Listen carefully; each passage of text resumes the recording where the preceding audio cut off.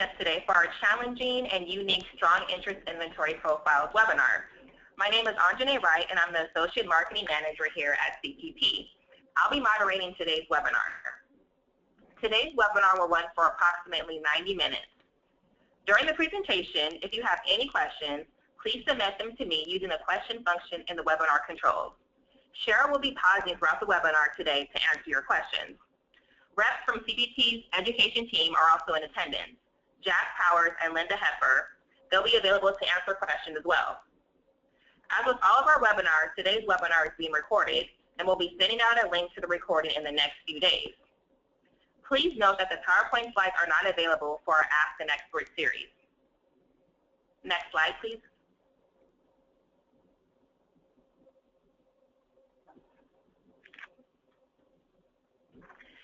It's time for our contest.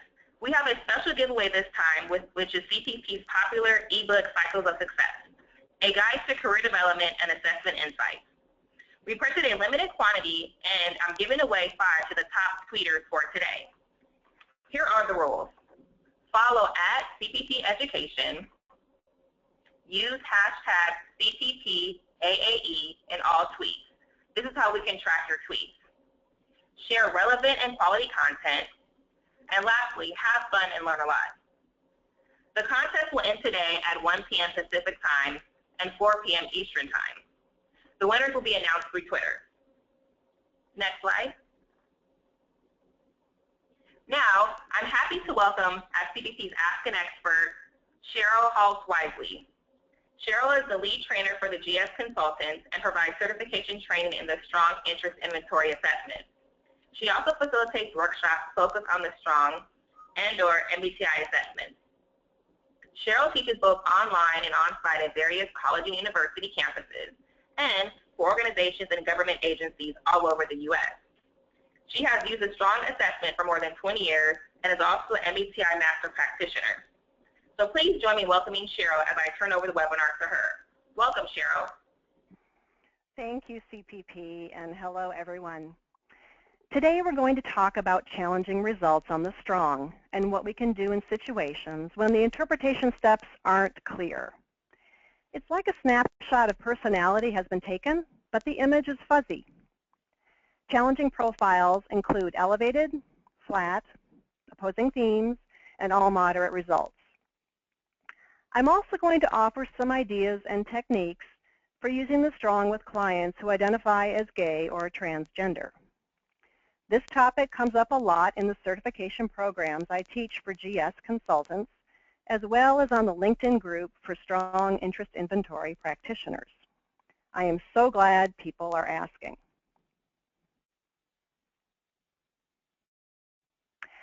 I don't think there's anyone that wants career assessments to provide answers more than our students and clients do. Unfortunately, as we all know, career assessments were never designed to provide answers. What career assessments can do is help the practitioner and clients to decide the next steps in the career exploration process. If career assessments, or in fact psychology, were a perfect science, we would administer tests that would tell our students, here, this is what to major in. This is what career field you should enter. This is who you are. Even though there are lots of websites that suggest, take this test to find your perfect career. It will only take 15 minutes and $100. We all know that it doesn't work that way, even when the results are clear. My own experience has been that many times when respondents are clear, the assessment results may say something completely different. Or when the assessments are clear, the respondent says something different. In either case, the answer isn't going to be on a piece of paper or on a computer screen. When practicing from a career exploration framework, we use career assessments to help us point to and look at next steps. The Strong Interest Inventory gives us a picture of the socialized personality and how our life has shaped us. The Strong looks at who we have become. This is in contrast to type, which, when verified, helps us understand inborn preferences. Type is more who we were meant to be. Each time we take the strong, it's like taking our temperature, providing a way to check in with ourselves on aspects of personality that are leading, what our top interests are right now, and more. Unlike verified type, which doesn't change, the strong can be different at different points in our lives. The strong is so much more than an interest inventory. Each of the 4 scales on the strong gives us a different piece of the puzzle. The general occupational themes, or the GOTs, those look at who I am and my deeper motivations to work. The GOT code is like heart of type. The basic interest scales, or the BIZs, those look at what I want to do, what I enjoy doing. And the occupational scales, the OZs, they look at where I might like to do this work. And then there's the personal style scales, or the PIZs. That's how I like to work and learn. The strong is unique in the world of career assessments. It gives you information on how you compare to people in general, and it gives you information on how similar you are to people who work in 130 specific occupations. You can see on 3 of the scales, respondents' answers are compared to those of people in general, the general representative sample. That's of employed adults. The general themes, the basic interests, the personal style scales tell us how we answered the strong compared to men and women in general. However, the occupational scales, our results on that tell us how similar our likes, dislikes, and indifference are compared to actual workers in those occupations. Because of these different norm groups, it is quite common for our clients to come up with GOT and BIZ themes that are different from their top occupational scales. Today I will be using these 2 publications as we look at some unique profiles. These are both available from CPP, the publisher of the Strong. The Where Do I Go Next booklet is the client booklet, intended for use during an interpretation session. And the user's guide, well, that's the right-hand book for the practitioner. It distills all the helpful scale information you need into a single reference book. There's also another user's guide for use with the college profile, just to note. Before we dive into unique profiles, I want to give a quick refresher on 3 interpretation essentials. That way, we'll have a common understanding of the fundamentals that are crucial to interpreting challenging results. This is a look at the response summary, which is on page 10 of the Strong profile. Before we meet with a client, we need to evaluate this critical information. The total percentages, the items omitted, and the typicality index. First, let's look at the total percentages. We check to see if the client is out of bounds on any of the 5 Likert response options.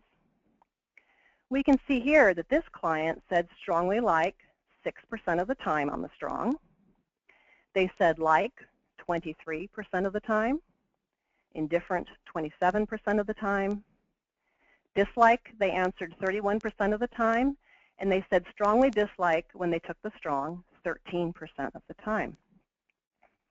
I've noted the typical ranges in blue on this slide, and those can be found in User's Guide, page 5. Second, items omitted. Results lose their reliability and validity if there are more than 15 questions omitted. We can see here this person omitted 0 questions. Thirdly, the typicality index. This shows us how typical a client is compared to the norm group. 24 is the maximum typicality score, and anything below 17 suggests the client took the Strong in a more unusual way. This client has a typicality index of 23. In my 2+ decades of using the strong, I would say I have seen the typicality index below 17 less than 2% of the time.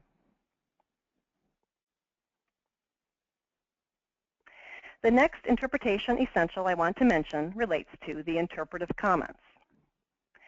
The general theme and the basic interest scales not only give us standard scores, but they also provide interpretive comments. You can see the comments noted on the bars here in this example: very high, high, moderate, and little. Whereas standard scores compare us to men and women combined, the interpretive comments come from comparing scores to just people of your identified gender. RAS is this client's GOT code, because even though the R has a score of 57, the realistic theme has the highest interpretive comment of all of the theme results. Females don't tend to score as high on the realistic theme, so for women, it takes a lower score to be considered high or very high on realistic than it does on artistic, for example. I will be spending a portion of today's webinar on the topic of gender and gender identity. So for now, I want to simply remind everyone that the client can choose either gender when taking the strong. And the third and last interpretation essential I want to bring up concerns the occupational scales. As Judy Gruder has taught us for years, work environments are formed by the people who are in them, not by the work that is done. The strong follows John Holland's theory of personalities and work environments. It is not a theory of personalities and jobs. We search for work environments that our personalities will find satisfying. In other words, I like to say, we are looking for our people. If you've ever worked in an environment that's not consistent with your personality, you totally know what I mean. A clear example that I saw recently was an artistic social, AS, social worker who was working for a state agency populated by SC, social conventional, employees. As he put it, I like the tasks, but not how we are required to do them. He didn't change careers. He changed employers and shifted from a state agency to working as a social worker in a high school. There he found a much better fit for his AS personality. Moving forward with the premise that work environments are formed by the people in them, the strong codes the occupational scales by the personalities of the workers in those jobs. So for example, Human Resources Manager here on the strong, you'll note is coded SEA. That's because the dominant GOT code of female HR managers is, you guessed it, SEA. It's important to note that the people in the occupational samples are satisfied in their jobs and they do their work in a typical way. Okay, here we go. I will be referencing User's Guide, Chapter 3, which is a wonderful resource for interpreting challenging results. We will be looking at elevated, flat, all moderate, and opposing theme profiles. I've made it a habit over the years of collecting interesting strong profiles. I'm going to show you the 4 main kinds of challenging results. We won't go through them scale by scale, as the interpretation strategies are pretty much dictated by the shape of the GOTs. What I want you to see is how sensitive the strong is to the mindset of the client. This first challenging profile belongs to an academic advisor who was just starting the strong certification program. Her comment when she got her results was, "The strong doesn't work. Everything's pretty much the same." Well, I do agree that everything looks pretty much the same here on her general themes, but the strong is doing exactly what it's supposed to do. It's giving us a picture of the respondent. she responded way out of bounds in the like direction. She said like on the strong 59% of the time. And notice that the typical upper boundary is 43%.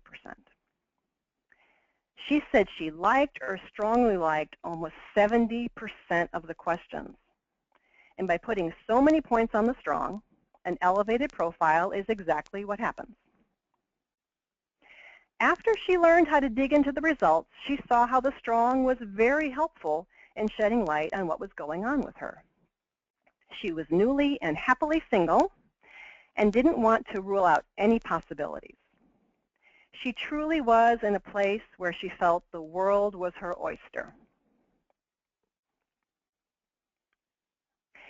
The important thing to remember when exploring challenging profiles is that the client is the local expert. We have the data, and we bring our curiosity to the interpretation. But the interpretation is only as good as our questions. The user's guide provides common reasons for challenging profiles. I actually show the client the lists to see what they think. I might say something like, for this client, I noticed when you answer the inventory, you seem to like a lot of questions. Can you tell me a bit more about that? Here are some of the most common reasons for elevated profiles. Whether it's because they want to keep their options open, or they truly have many talents, gifts, and interests, the conversations that result are a vital part of the interpretation. Interpretation strategies for elevated profiles include just looking at the highest of the highs. For example, the very high basic interest scales, ignore the high ones. Or on the occupational scales, instead of looking at occupational titles scores 40 and higher, move that line up to 50 and above. Sometimes it's decision-making that needs a little help. So values clarifications, values sorts, looking at the decision-making function in type, thinking and feeling. Those are just a few ideas. Now let's look at the other extreme, and then we'll break for your questions thus far. Here is a college freshman who has a flat or depressed profile. Note that there is no theme code. It doesn't necessarily mean the person is depressed, but it is the bars and the scores that are depressed. Do you see the difference in the length of the bars from the elevated example? The dislikes here are way off, and over 80% of the time, 77 and 5% combined, he said he didn't like any of the questions on the strong. When response patterns are this out of bounds, it doesn't mean the client did something wrong. It just means that the strong becomes more of a conversation tool to explore what's going on. Even though he had no themes, moderate or higher, and therefore has no GOT code, we do see a shape to the bar graph. I am curious to explore how he connects to that social theme that's sticking out a little bit longer than the others. That would suggest a motivation to help. We definitely have a starting point for the interpretation. And with this client, the personal style scales were very helpful in beginning to verify social as one of his primary themes. His score on work style is clear to the right, which suggests someone who enjoys lots of people contact, helping others, and so forth. We have a mantra in the strong community. You can be gotless or bizless. You can even be Ozless, but it's pretty hard to be Pizless. The personal style scales always have information, regardless how flat the rest of the profile is. We can even begin a career-related discussion just from his personal style scales. It appears that he wants to have a good deal of direct people contact during the workday. He seems to be a hands-on, experiential learner and is more likely to be drawn to learning he can actually use. He's not really interested in taking a leadership role at this time. He's not a risk taker. And he appears to enjoy a blend of teamwork and being an independent contributor on teams. The personal styles can be used in so many ways, from exploring majors to brainstorming job titles. When exploring flat profiles, I like to phrase it something like this. I noticed when you took the strong, you tended to say you disliked and strongly disliked a lot of the questions. Can you tell me a bit more about that? Then I might say, it looks like you were pretty choosy about saying when you liked things. Do you remember some of the things that were on the assessment that you liked? I want to get a sense of his frame of mind. Then I'll show some of the common reasons from the user's guide to see what the client says. With flat profiles, we want to look for emerging patterns, even if it's just a single theme that pops up across the scales. And in the top 10 occupational scales, try to ignore the job titles and just focus on the recurring themes. This can give us a sense of their ideal work environment. The next steps come out of the conversation with the client. If their reason for a flat profile is little knowledge of the world of work, then we want to have them do informational interviews, job shadows, volunteering, online research. And then after some time has passed and the client has learned more about themselves and the world of work, then we might want to re-administer the strong. Odds are it will no longer be flat. We will now take a break for questions. Okay, we do have one question. So Cheryl, they wanted you to go back to the elevated profile slide and review the bottom portion of the slide. Okay, I'll flip back.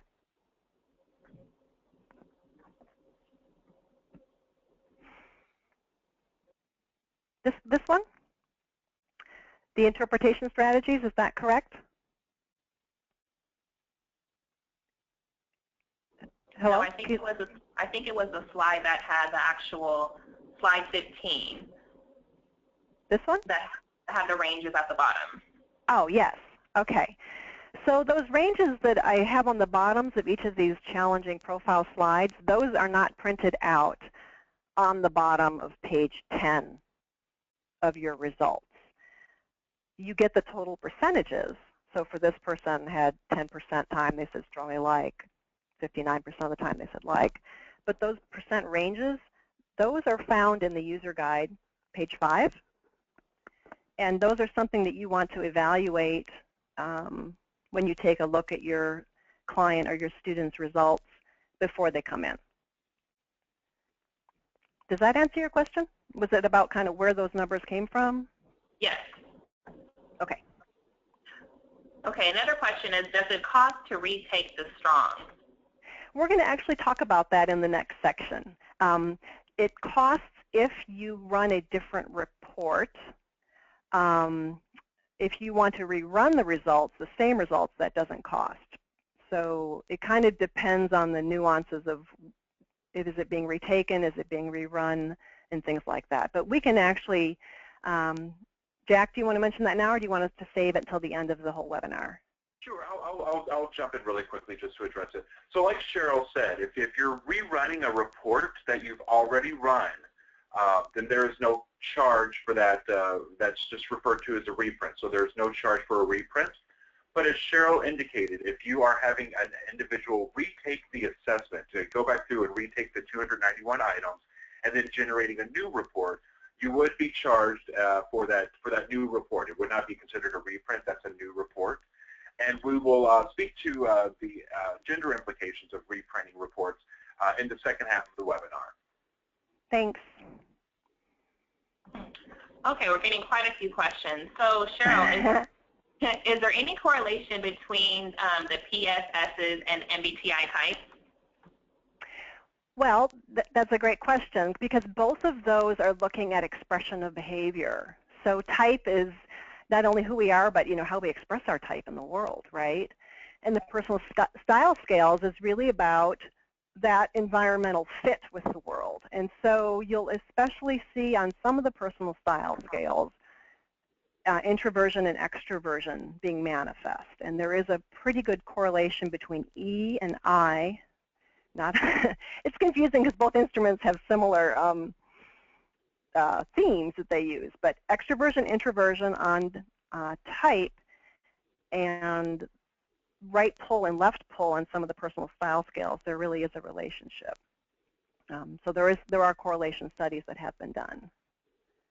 But they both are about expression, so that makes sense. Okay, great. So another customer is asking if you could talk more about cultural differences and flat profiles. How do you proceed when it's about language versus culture versus general lack of knowledge about the world of work in America? You only know through conversation. That's the thing. The client is the only one that really knows what's going on for them. But the way cultural differences can impact flat are, in my experience, there's a couple things. One is a misunderstanding of the way that the strong is defining the occupations versus how it is defined in their home country culture. So that's one thing. So they could be answering the strong through their cultural understanding of those job titles. So that can be their own, not cultural bias, but cultural understanding that's going to come through. Another thing that ties to culture is what's appropriate or perceived to be appropriate in different cultures.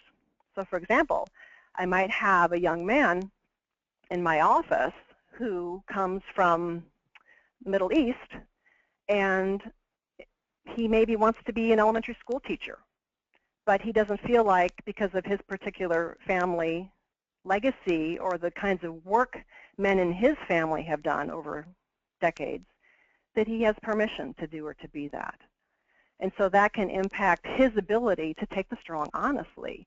And a lot of dislikes and strongly dislikes tend to pop up when we're not able to feel good about the way that we want to pursue the world or occupational choice. So that's another thing tied to culture. Language. The client needs to be at least at an 8th or 9th grade fluency in English in order for the strong to be reliable and valid. So if you have ELL, ESL clients who are not yet at the 8th or 9th grade reading level fluency, the strong is not the instrument for them. It will be a waste of everybody's money because it's just not going to, they're not going to be able to navigate it successfully. So those are some thoughts. So we have a couple of questions on flat profiles. So the first one is, should flat profiles be re-administered for someone who has highly specific interest patterns? How would you discuss this with the client? The only time I re-administer the strong for any unique profile is after I understand what is going on, what's their mindset, what are the issues. Because if we don't then create some sort of a, intervention is too big of a word, but some sort of a response, if you re-administer it, you're going to get the same results. So I use the example about little knowledge. I'm not going to just have them retake the strong. I want to go and work with them and coach them on how to expand their knowledge and experience.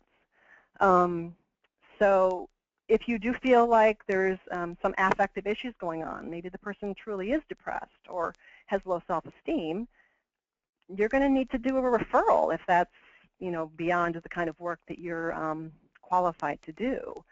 So we can uncover deeper psychological pieces and truths about the individual, or knowledge or experiences that the individual has had or doesn't have, and then we can use that to create some sort of a response. But after time passes, then I would re-administer. Okay, before I ask the second question, I just want to let the audience know that we have received a lot of gender questions, and Cheryl's going to cover those questions during the second portion of this presentation. So sit tight. Okay, so the second question about flat profiles is that the social theme in the second profile, the flat one that you showed, the social theme was the highest Holland theme. However, the client had 0% strongly like and 0% like for people in the item response percentages. Please share your thoughts about this observation. We only look at the total percentage line, so I'm really glad you bring this up. In terms of the evaluation against the ranges, those percent ranges that are running across the bottom that are from the user guide, page 5, that's the totals. That's the only thing that we need to concern ourselves with in terms of a quick evaluation of the reliability and the validity of their responses. However, your eagle eye noticed that they never said strongly like and never said like to the questions that had to do with working with certain kinds of people. I'll just run you very quickly through what those subsets are. Occupations are when you take the strong, you have to respond to different job titles. Subject areas, when you took the strong, things you might like to study. Activities are work activities you had to respond to, filing papers, answering phones, etc. Leisure is leisure. People was about spending time with certain kinds of people, spending time with a construction worker, spending time with a librarian. And characteristics have to do with positive self-statements. So there's some thoughts. Okay, so I think we have time for one more question before you move on. So Great. on the item response percentage scale, do the percentage ratings tend to migrate from the like towards dislike based upon the age and focus of interest of the client? I am not aware of any age studies that have been done. One of the personal style scales, risk tends to pull left with age. That's the only scale I'm aware of where there's actually some data that correlates to age. So in terms of the fluidity of where the percentages fall, are they skewed more to the like? Are they skewed more to the dislike? We're going to see a couple other, a couple other versions after we take our break here. You're going to see it regardless of age. All moderate profiles that we're going to get to next tend to be the one profile type that is a more younger person that's going to produce that. And it has a lot of it to do is because they're just figuring themselves out. They're in that that growing who am I sort of phase. But the rest you'll see in all kinds of folks. Is that good? Great. Thanks, Cheryl. Yeah, so you can just keep sending your questions, and we'll be doing another break in just a bit. And here's the all moderate, just what I was mentioning. So we're now going to look at the last two types of unique profiles. This one up here can be the hardest sometimes to pull anything out of. Undifferentiated profiles are kind of like a horse race, where all the themes are neck and neck. It's interesting to note that the top two themes here, R and S, are opposing. And if this client identified as male, nothing really would change here other than those top two themes would be flipped. S would be first and then R would be second. But the length of the bars and the scores would not change. This is often the I don't know person. You'll see it in college a lot and in high school often. And that's because they just haven't had much experience, like I said, in the world of work or even in life. I like to see if the client can determine their best fit GOT code. I have them use the Where Do I Go Next booklet and read the adjectives, motivations, and values to tease out their top 2 or 3 personality themes. Other approaches can be to set the strong aside for a bit and do some values clarification, or maybe explore heart of type. Then I would come back to these strong results. As I mentioned, this is often an individual that is just growing into who they are. So this makes total sense. Here are some common reasons for undifferentiated, also called all moderate. Once again, I bring my curiosity to the session. All profiles are good, and the client is the one who has the backstory we need. Many reasons for all moderate results are very similar to those for flat profiles. An all moderate profile happens when a client says they like and dislike in pretty equal measure. And they also probably have a healthy amount of indifference tossed in as well. Kind of like a teeter-totter that is balanced flat without enough weight at either end to have a clear theme emerge. Sometimes inner conflict with expectations from self, family, or peers can create an undifferentiated result. But of course, we don't know what's behind an all-moderate profile until we create the space for that conversation. And a final note, it is interesting that career practitioners often have all-moderate profiles. Who knows why? Maybe it's just that we know too much.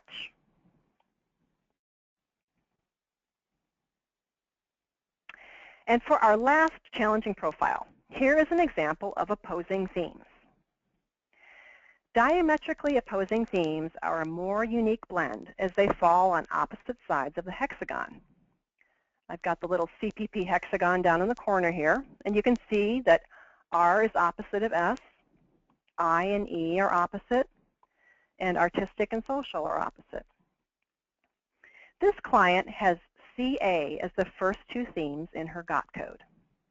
She might connect with adjectives such as imaginative yet factual, creative yet procedural, free-spirited yet hierarchical. The Where Do I Go Next booklet has all the descriptions for the themes, and it is quite interesting to have the client choose all the adjectives they agree with. Common experiences of people with opposing themes are that they often find themselves changing jobs or majors or even colleges more frequently than people that they know well. They often speak to a sense of a difficulty finding a fit.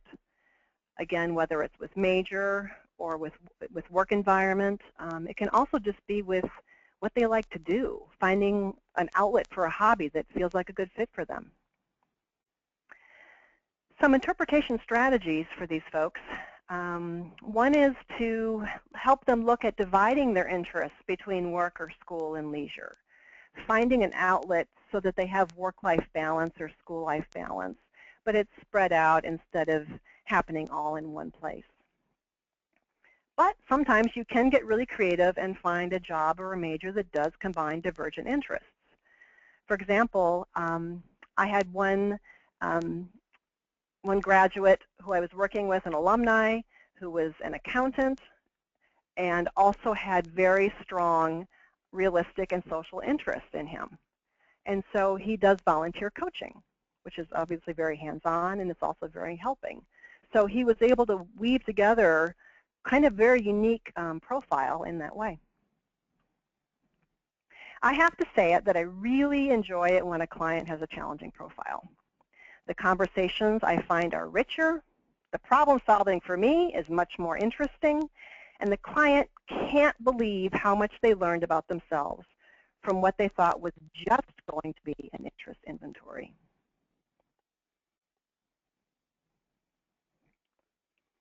I want to now shift to a client population that more and more practitioners are asking about.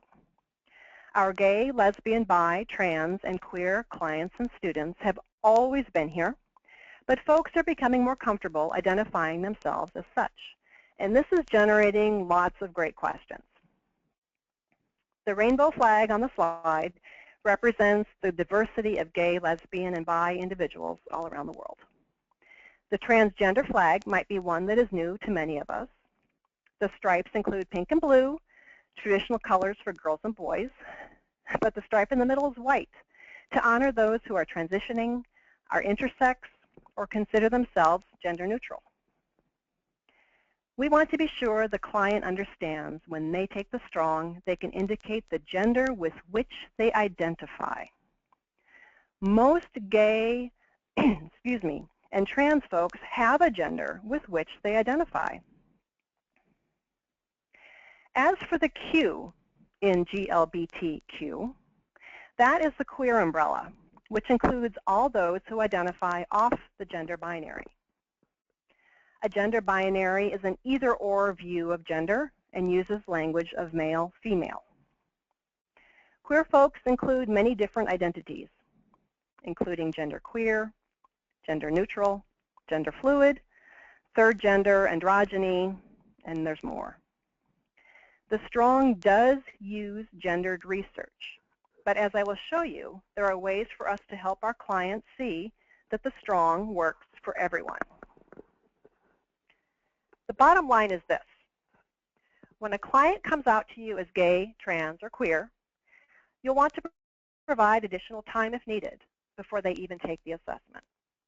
They might have questions, and you can explain how the process will go. The link on this slide is to a white paper CPP has written on some initial research into GLBT individuals and the strong.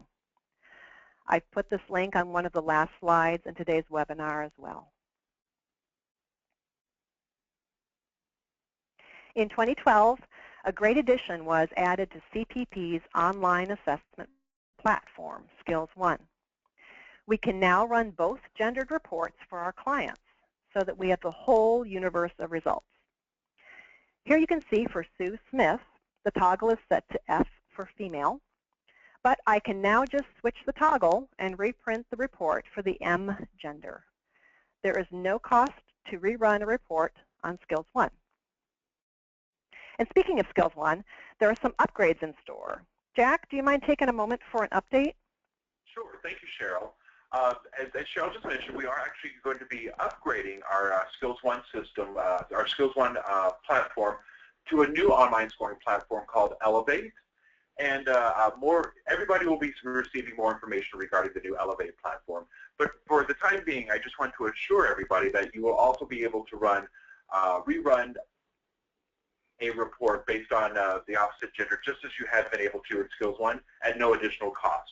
So again, if you have somebody who initially indicates a female gender, but you feel that that client would benefit from having the male report run for that individual, you're able to do that at no cost through both the Skills One site and the new upgraded Elevate site. Thank you, Cheryl. Okay, thanks so much. Here's a gender-neutral client I worked with when I was a counselor at Portland State University. AJ chose male when taking the strong, and then I ran a second report for female. So when I met, I had both results. You can see the standard scores don't change at all. That's because the standard scores compare us to all the people in the general representative sample, regardless of gender. But the interpretive comments do change because that's the aspect of the general themes and basic interest scales that's tied to gender. Therefore, we notice that AJ's GOT code changes since the GOT code is built off the interpretive comments first. So we can see the standard scores down the right side are identical. The length of the bars do not change at all. But the order of the themes and the interpretive comments are what changed slightly. That data is the science of the strong. Now let's move to the art of the strong. We can see the commonalities on both of these GOT results. The A and S themes are definitely in the top two positions, which John Holland believed are core to personality. I checked with AJ to see which motivation statements seem to fit best. SA, which is helping others in original or imaginative ways, or AS, using your creativity in friendly, helpful, and service-oriented ways. AJ decided social artistic was the right order, helping others in original and imaginative ways. But what about that number 3 theme? The third theme can be a quieter presence. And see how that shows up here in the shape of both of these bar graphs? I had AJ evaluate R versus I using the adjectives in the Where Do I Go Next booklet. I instructed AJ to underline the adjectives that sound most like you. And here I have a side-by-side shot of the adjectives for realistic and investigative, just part of the list, but you can see the ones that AJ had underlined.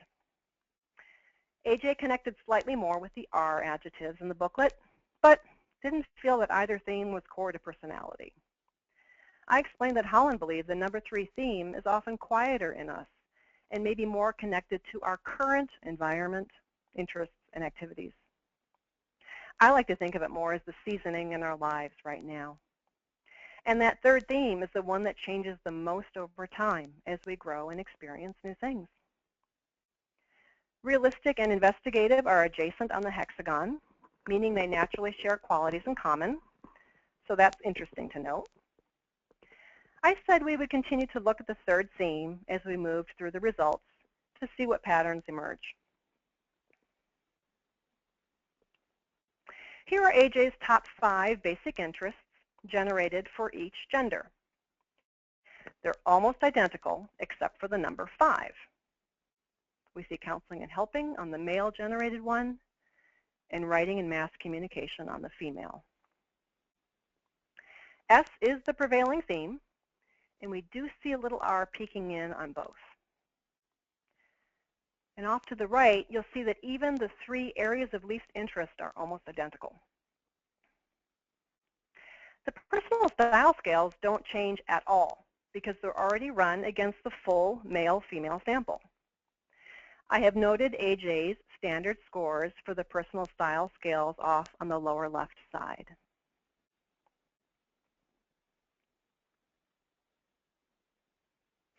Let's compare both sets of AJ's top 10 Oz's. Of the 130 jobs on the Strong, these are the highest 10 male and female workers AJ is most similar to, meaning AJ has similar likes, dislikes, and indifference with these workers. You can see how the codes are sometimes different. Look at occupational therapist, for example. It's the second down on the first grouping, and it's the number 1 in the second grouping. Social and artistic are the prevailing themes for male occupational therapists, whereas SAR is what emerges from the female occupational therapist sample. However, you'll see lots of overlap and consistency across both sets of top 10 occupations. What's most important are the patterns we're seeing. For example, I see lots of SNA themes in the first or second positions of those Oz codes in both results. This suggests that AJ might prefer work environments that are collaborative, supportive, creative, and flexible. Here are all of AJ's social and artistic themed Oz's, which is where the top 2 occupational sample groups on both results fell. Scores of 40 and above mean AJ is similar to people in those jobs. And I've noted here job titles that are 50 and above, which mean AJ is very similar to those workers. AJ's top Oz's do complement each other. I know it's really small for you all, but we see a lot of repeating titles: rehab counselor, social worker, art teacher, ESL instructor. There's so many, even career counselor. There are lots of ideas to explore here. Remember, the primary value of the occupational scales is not any one job title that appears on a student's or client's list. It is the overall coding of the respondents' highest occupations. So let's pull it all together. I had AJ choose the sections from each scale that sounded most accurate. Side by side, here we see lots of pieces that are associated with artistic and social themes. For example, writing and mass communication, teaching and education, and AJ is also similar to satisfied workers in occupations aligned with those very basic interests, such as middle school teacher, ESL instructor, arts manager, just to name a few. When the themes of the occupational scales are consistent with the GOTS and the BIZs, it says something very important. It's like a triple bingo. AJ agrees with AS motivations of being creative and helpful. AJ has specific interests in creative and helpful activities and will most likely be attracted to environments where creative and helpful people are working. We will now break for your questions.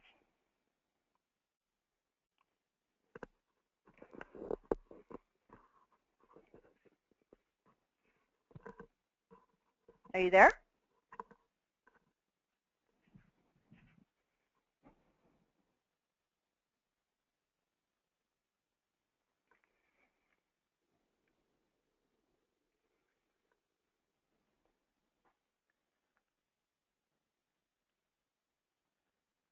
Hello? here, Cheryl. I'm going to run and check on Janae. I'm sorry. Okay, great.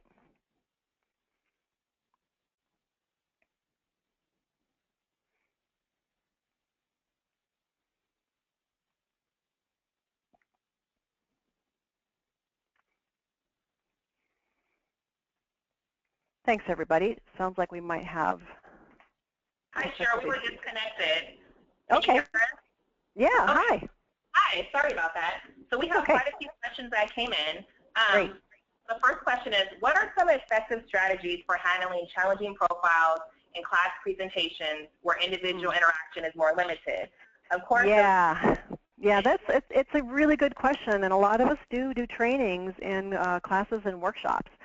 So regardless of the format, you always want to overview all of your reports before you give them back, whether that's one-on-one or in a class situation. You would never just want to have not looked at them. So you're going to need to make a mental note of challenging profiles. It's the flat ones, it's the ones with no code that students can feel like they did something wrong, even though they didn't. The other ones, students notice less or clients notice less. So what I will do is I will actually try and pull people aside as we're heading into class or heading into the workshop and say, hey, I just want you to know you've got this pretty cool, more unique profile. And so what we're going to do today, you know, you'll be able to participate fully, but there's going to maybe be some things that if you're interested, I'd love for us to be able to meet one-on-one, and then we can go into things a little more deeply. So, you know, you just need to convey that it's all good, because it really is, and then that's what I do.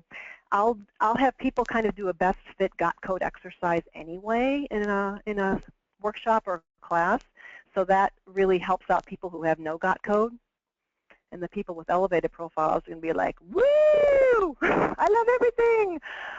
So they'll be fine. So those are some thoughts. Okay, great. And this is one question that was submitted in the very beginning. So they just want a clarification. So if a female client is male-identified, then should they use the male norm to interpret the client's results? However the client identifies, that is the gender they choose. So I don't care what their bio gender is. All I care about is their identified gender. So if you put on your interpretation directions that you give to folks, be sure and choose your identified gender when you take the strong. People who need permission to do that will totally get it, and they will know you're an ally. People who identify with the gender that fits the gender with which they were born won't even really blink at it. It won't even they won't even be like, well, what does that mean? They'll just be like, oh, of course, I'm this. So if you say the gender with which you identify in the administration directions, you're giving the language of an ally. You're letting people know they have the freedom to be who they are. So then they're going to check the gender with which they identify. If they say to you, I don't identify with either gender, that's when you want to let them know that you will run reports so that you have the whole universe of gendered people at the interpretation session. And that's what I did with AJ. Okay, great. So is there anything that needs to be paid special attention to when the identified transgender client is a teen? What was the last part? Is a what? A teenager, a teen. Oh, is a teen. No, they would just continue to indicate the gender with which they identify. Even if they're transitioning or haven't had top or bottom surgery, all of that stuff really doesn't matter. It's really about core identity. So if they're 16 years old or they're 60 years old, it's really always permission to know they can indicate the gender with which they identify. It's just the gender neutral or the gender queer individual that is going to need and benefit from having all the gendered information at that session. Okay, great. And so how do you explain the top 10 occupation list that include farmer, rancher, and production worker to college students? These often come up. And that's true, and that's a challenging question, even though it's not a challenging result. What you want to do is, as I mentioned in the webinar today, is really focus not on the titles, but on the coding and the themes that are emerging from the top 10. That's the most value that we're getting from that top 10. So a couple things. One is, when I'm doing an interpretation, I turn to the full occupational scales first. Those are on pages 6, 7, and 8. I skip over the top 10. So I skip over page 5 entirely. And then we look at all of the job titles that are 40 and above or 50 and above, depending on how much color is on those pages. And then, to summarize the occupational scales, that is when I show the top 10. And I say, of all those ones we looked at that you're similar to, these were the highest of the highs. But what we're going to focus on most here are the themes that are emerging. So that's really my work to help guide the students on how to understand what that page is about. And that's not a page of course, as you know, job titles you should be doing. It's telling you who you took the strong similarly to. That's what that's telling you. So basically, it's not saying you should be a farmer. It's saying you took the strong likes, dislikes, and indifferences similarly to the way male or female farmers also took the strong. And then I might want to talk about, do you have interest in agriculture? Do you like nature? Do you like to work with your body? Do you like to work with your hands? Do you enjoy record keeping and bookkeeping? So think about the tasks that farmers do. And then you can look more at, oh, well, no, then that makes sense that you are similar to farmers and how you took the strong, because you actually like a lot of the same kind of nature, kinesthetic, physical sorts of activities. So I hope that gives some ideas. So this is sort of a follow-up question to what you just explained, Cheryl. So let's say a college student does take the strong, and then if their top occupations are not aligned with the student's expectations, how would you explain that?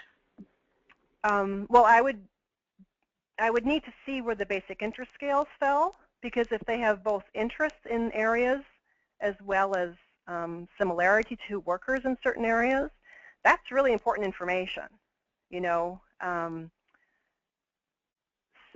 But if the occupations came up very different from their interests, that's telling you that you are similar to workers in these fields.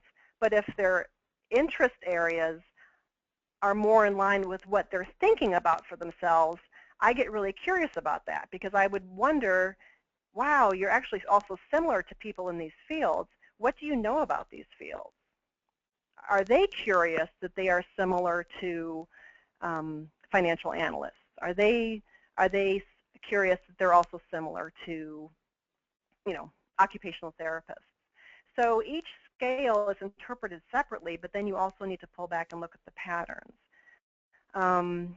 The occupational scales can't be faked. You can't guess what occupational therapists dislike and are indifferent to. You can maybe guess what they like. So the occupational scales are a very unique animal, because you're getting at all aspects of the workers in those occupations. Okay, great. I think we have time for 2 more gender-related questions. Okay. So this was about AJ. So if AJ's GOT leans more towards a male report as SA GOTs, would you center the OS discussion more on the male report? No. I had, as you saw, both gendered results of all of them. But at the end, let me flip to that slide, if you just give me a moment. And now I'm having a little, okay.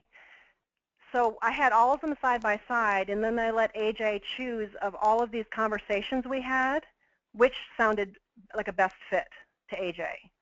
And that's what this is. So this is actually to use the gender binary, this is the male GOTS, and then this is the female BIZs, and the female top 10 OZs are what AJ chose. But I really don't pay attention to gender, because as you see, so many of the results, there's so little difference. And so I keep using the term of the full norm group or the full representation of men and women in the United States. It's the genders combined. That's really the language that I use. And because AJ identifies as gender neutral, kind of makes sense to me that AJ connected with different, quote, gendered sections of the different scales. So for me, I found this very affirming, that it's a mishmash. Okay? Okay, and one final question. Do you recommend that the practitioner ask every client how they identify in order to know whether to run both reports? That's a good question. I think I would include that in the administration directions. So whatever the student is taking home or taking out away from your class or your office, to go take the strong. And on it, I would say, please indicate the gender with which you identify, and then I might asterisk or make a little sub-note that says, if you identify as gender neutral, like at Portland State, that is totally something you would say, because it's one of the most trans-friendly or gender-neutral friendly campuses in the United States. So we would say, if you identify as genderqueer or gender-neutral and feel like it would be difficult to choose a gender, please see a career counselor and we'll tell you how to proceed. And so, you want to make the opportunity for that conversation. But basically what I say is, for the sake of argument, go ahead and just pick one of the genders, I don't care which one, and I'll run the report for the full universe of people. So yeah, I just put it in the directions. Thank you, Cheryl. Yeah, all right. We are in the home stretch. So this last segment is going to give us a chance to look at one more real-life example. Then we're going to have a few more questions at the end. Here's a client with a somewhat undifferentiated profile. Again, you'll see this quite a bit in college students, but also in young adults.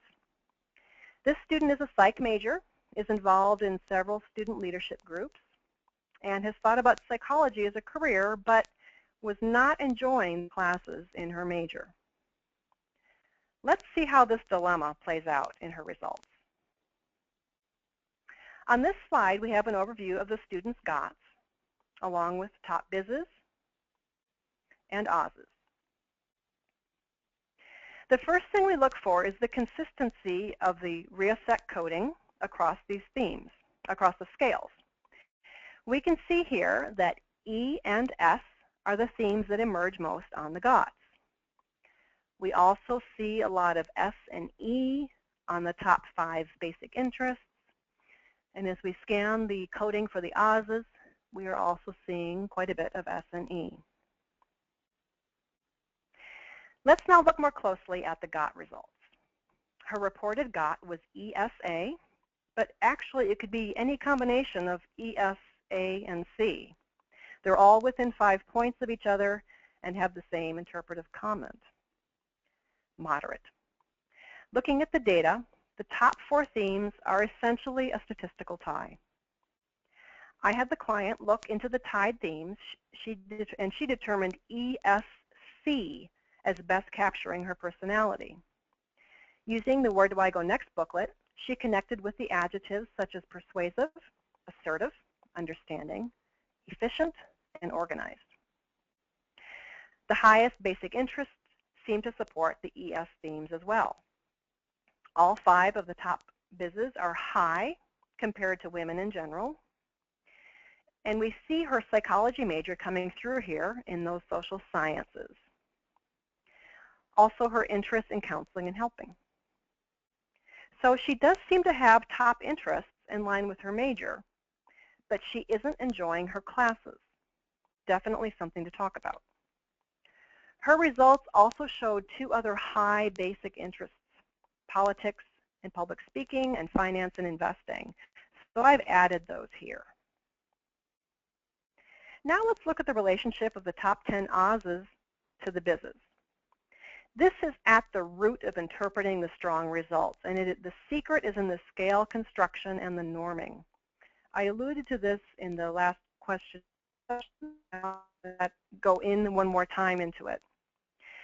So remember that the GOTS and the BISs compare respondents to men and women in the general population. The Oz's compare respondents to workers of their identified gender in 130 specific occupations. Now, the GOTs and the BIZs are pretty easy to skew.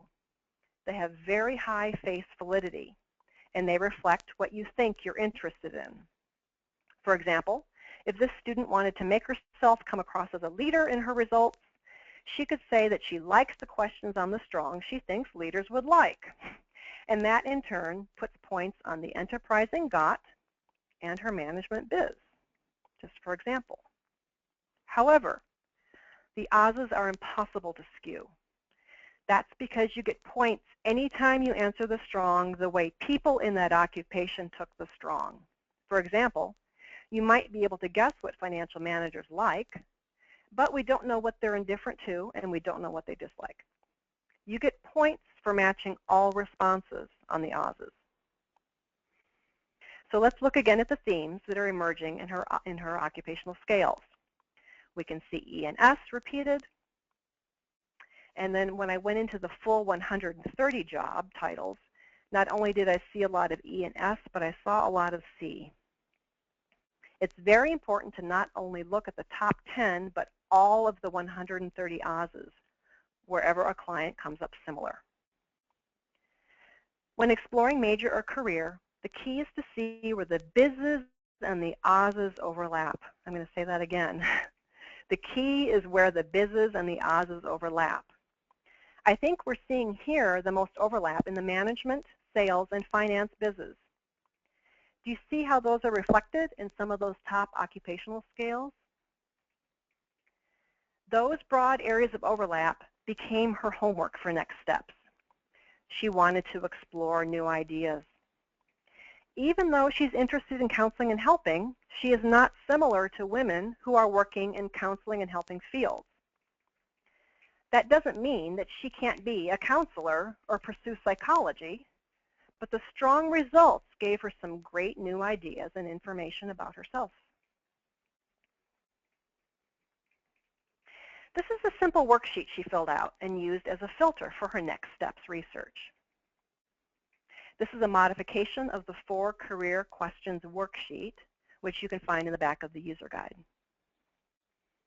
The general occupational theme coding answers the question, who am I? The student described herself with words such as persuasive, assertive, cheerful, efficient, organized. The basic interests answer the question, what is it that I like and enjoy? Her results indicated specific interest in counseling, human resources, social sciences, sales, management, finance, and politics. The repeating themes of ESC emerged from her highest Oz's. This looks at the question, where or what work environment would I find most satisfying? ESC work environments can be described as business-oriented or entrepreneurial, fast-paced, collaborative, supportive, organized. This worksheet is to help the client get beyond the occupational titles and explore new possibilities. The Strong only has 130 jobs on it, and there are thousands out there in the world of work. I am seeing lots of possibilities related to the business world as I look at this worksheet. But I don't want to cast aside the student's original interest in psychology. As I look at the words she chose for her ideal work environment, I might not see clinical psychologist or counselor jumping out, but what about the field of industrial organizational psych? Who knows? That could be one great way to bridge her interest in social sciences and the business world. I didn't get to work in an ongoing way with this student, but in an email to me, she let me know that she had decided to stick with psychology as a major, but was going to explore a minor or second major in business. And she hoped to find an internship that would let her experience the world of business firsthand. So here's the bottom line. People are complex, and strong results are often complicated too. Once we understand how the scales are normed and fit together, we are then able to interpret challenging profiles more accurately. We have to be able to both drill into the data as well as pull way back to the larger emerging patterns. It is then that we can tap into the power of the strong. And of course, the strong isn't the end of the conversation. It's just the beginning. Choosing a major, choosing a career, it's a journey and a process. And we are lucky to work in a field where this is exactly the work that we do. Thank you for your time today, and I hope you are leaving with new ideas and information. I'm going to turn the webinar back over to CPP, and then we will have time for more questions at the end.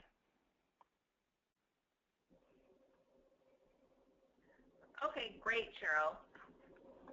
So these are some of the products that were covered today. Oops, I'm sorry. That's okay.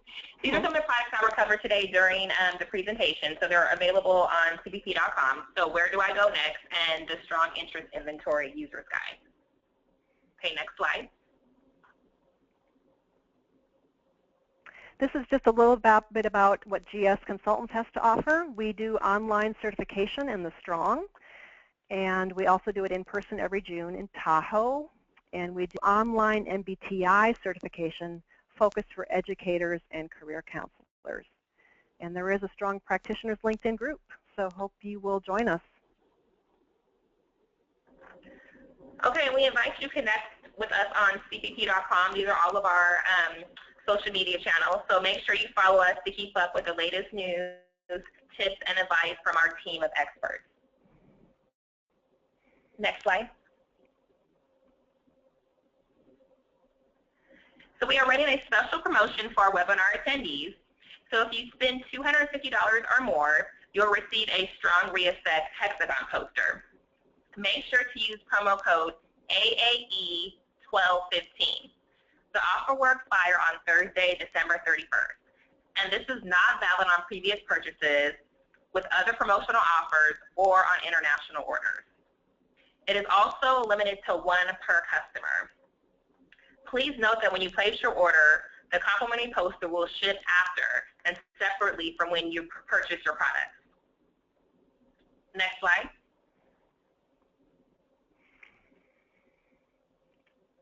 If you are an international customer and would like more information on products and services, please go to cpp.com/global sales.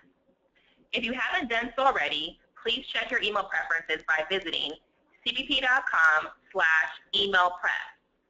Many of you don't receive our webinar invitations or follow-up emails because you are unsubscribed in our system. Next slide. And this webinar is eligible for 1.5 NBCC approved CE clock hours. All certificate requests will incur a $7.95 plus tax processing fee.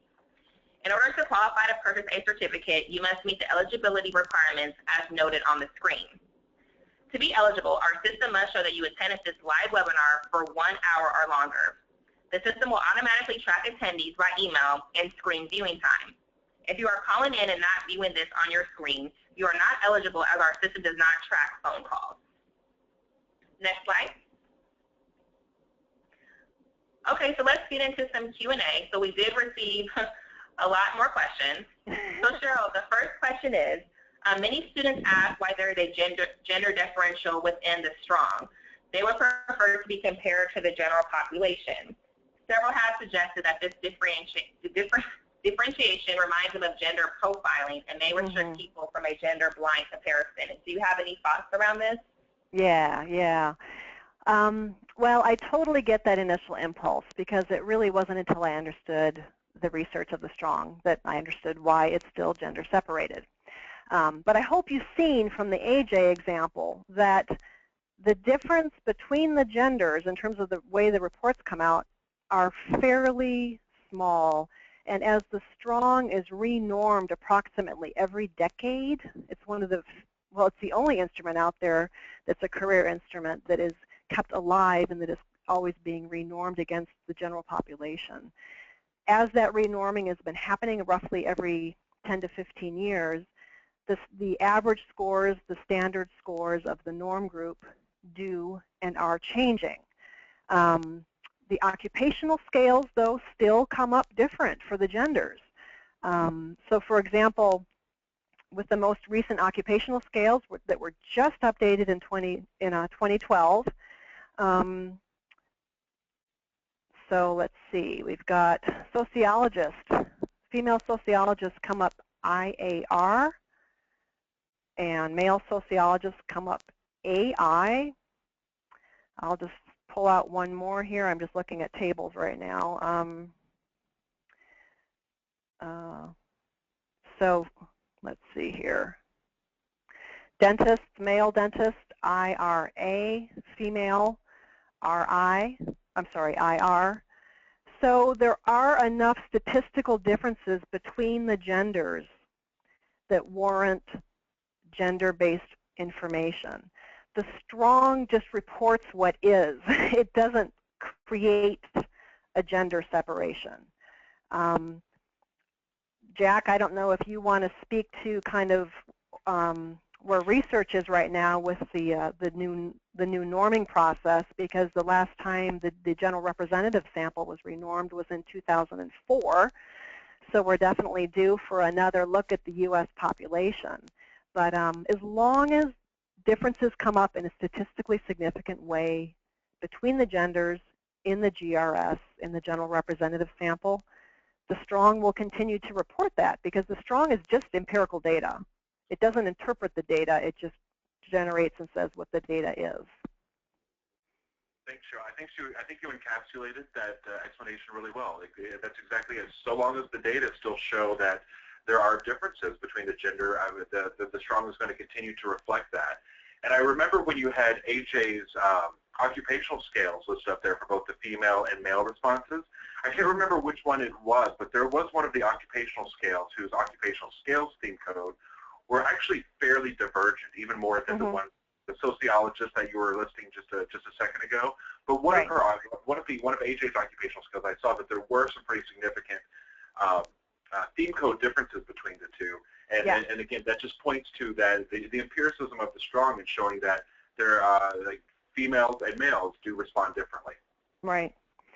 And who knows? I mean, I guess I imagine that if and when it's renormed, if those differences cease to exist, then they won't report them anymore. So it's just really it's a 100-year longitudinal reflection of the workers in the United States. Every time it's been renormed, that snapshot changes.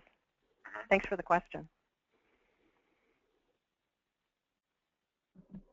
Okay, Cheryl, we had a couple of questions about the white paper you mentioned earlier during the webinar. Can you go back to that slide so people can see where to access this white paper?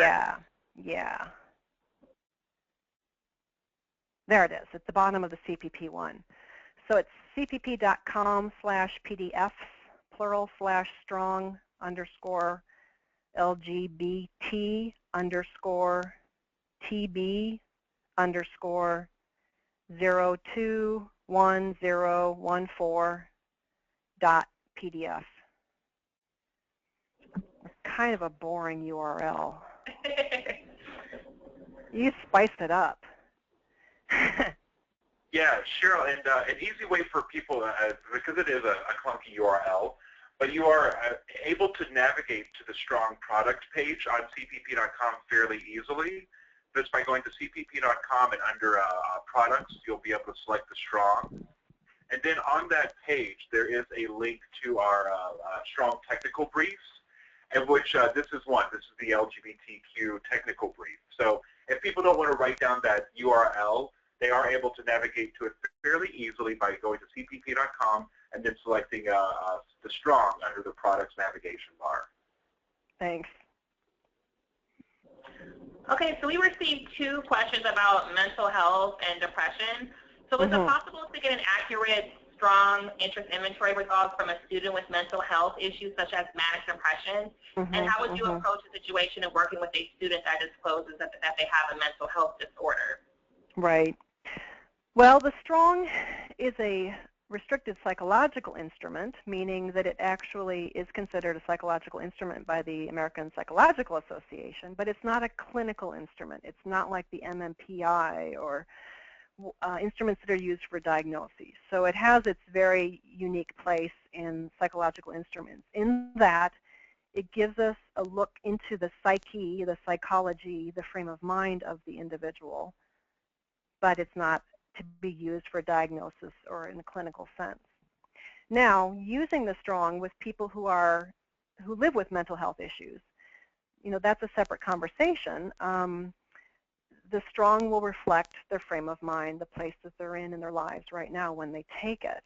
If they're in a manic phase, it's going to come up really, really elevated. It doesn't mean an elevated profile indicates mania, but you have to be sensitive to changes in affect in your clients if you are able to meet with them more than once. And if you're noticing these up and downs, or if they disclose, then maybe you'll say, well, why don't we wait for you to take the strong until you feel like you're kind of in your more normal space, or in a more quiet space, or in a more balanced space, because where they're at will be coming through.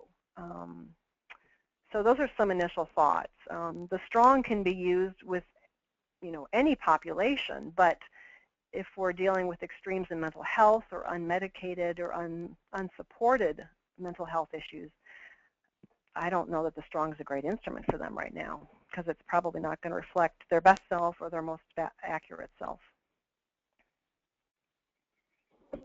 Okay, great. And that answered the second question we had related to mental health. That was perfect. Okay, great. Okay. And so does the O.N.E.T. differentiate male versus female reassert codes in our occupational details? They do not, but I'm glad you brought this up. O.N.E.T. codes by the tasks of the jobs. It is a task analysis evaluation of the jobs. And as you know, the strong codes by the personalities of the workers in the jobs. There's about a 75% overlap, but you will see themes when you go into O.N.E.T. and do a search by Holland code. You will, if you put in RI, you might come up with some jobs that are not coded necessarily RI on the strong. And that's because O.N.E.T. codes by the tasks of the work, and the strong codes by the personalities of the people in the occupations, following the research where occupations are shaped by the work environments are shaped by the people in them, not by the tasks done. So you get two different glimpses at the same job title, which I kind of like. Okay, perfect. And how long would you recommend an individual appointment to interpret the strong at a community college? Well, it takes about 45 to 60 minutes for an initial interpretation. If there's a really good question and answer, and giving the client enough time to share and to give anecdotes and examples. Follow-up sessions don't necessarily need to be that long, because they might have had a homework assignment to do, and they might just be reporting back in on something they've researched or something they've learned. But really, I find the fastest I can do an interpretation and it be meaningful at all is probably 35 minutes, and I feel like I'm talking the whole time, and which means I'm missing half the conversation, which would be the client.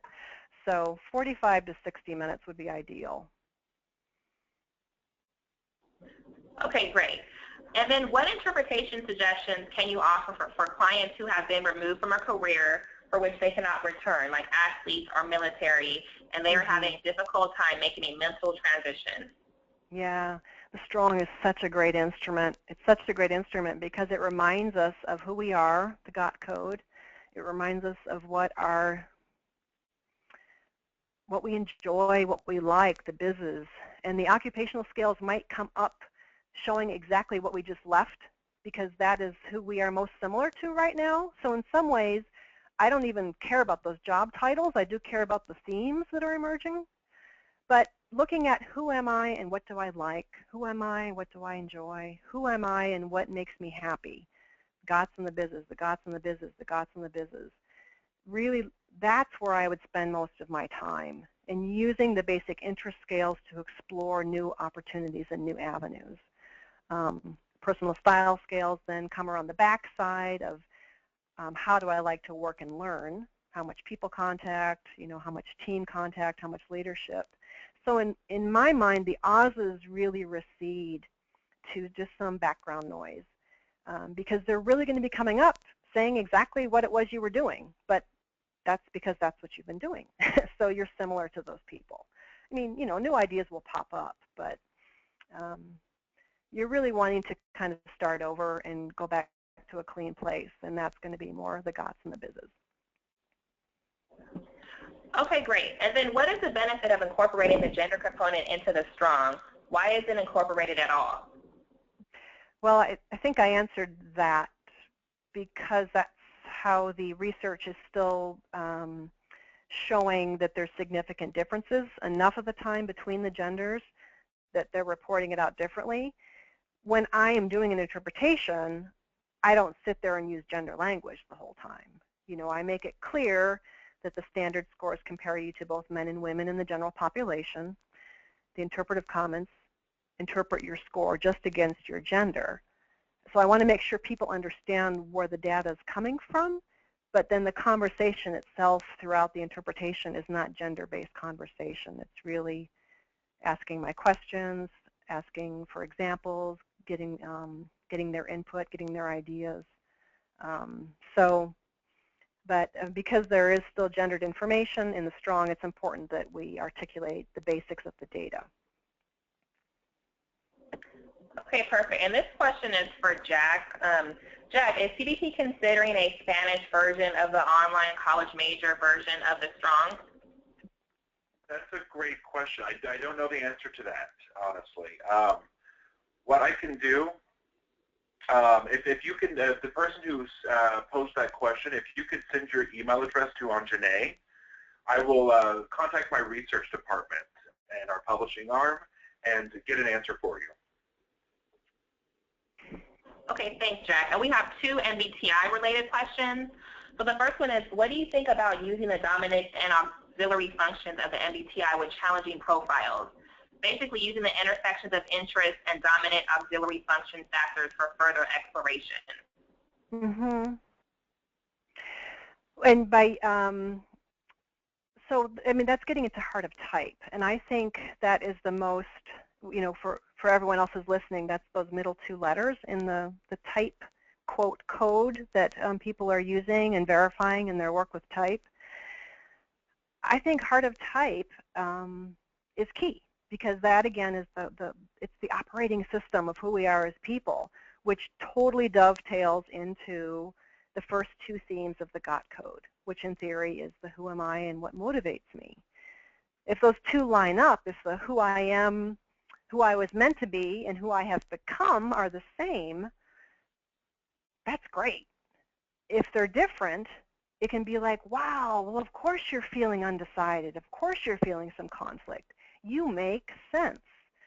So the type and the strong are amazing yin-yang instruments to use together if you have the knowledge and the certification in them, because between them we get the best personality instrument that's out there and the best career instrument that's out there. And the Myers-Briggs has career implications, the strong has personality implications, but yet they each do their own piece very uniquely. So you don't get much more bang for the buck than combining those two together.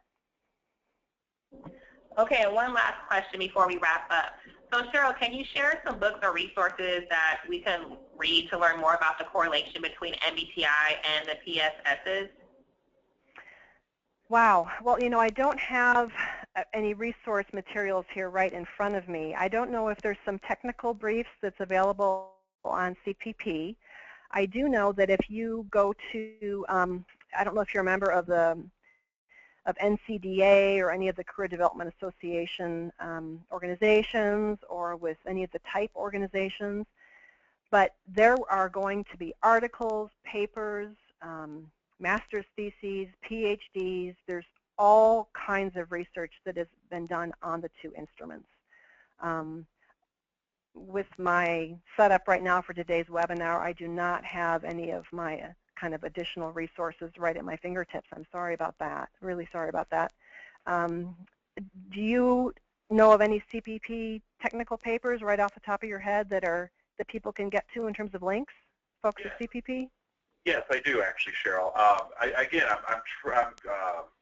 What I did was I navigated to the Strong Products page on cpp.com, and which is, again, this is the same place that you would have found the technical brief for the LGBTQ technical brief. But if individuals keep scrolling down, if you actually go to research and white papers under resources, there is a white paper called Using the MBTI Instrument with the Strong Interest Inventory Assessment, and that's available for free for anybody. And like I said, you just go to cpp.com, navigate to the Strong under the Products navigation bar, and then you'll find that under Research. Thank you. Okay, perfect. So unfortunately, we have run out of time for today. Cheryl, do you mind going to the last slide? Not at all. Oh, there we are. Okay, perfect. Okay, so thank you everyone for attending and for asking so many excellent questions. And thank you, Cheryl, for being with us to share your knowledge and expertise today. So please visit our website at cbp.com/askanexpert for future Ask an Expert webinars and to find all of our previously recorded webinars as well as this one. Thank you all for attending and have a wonderful day.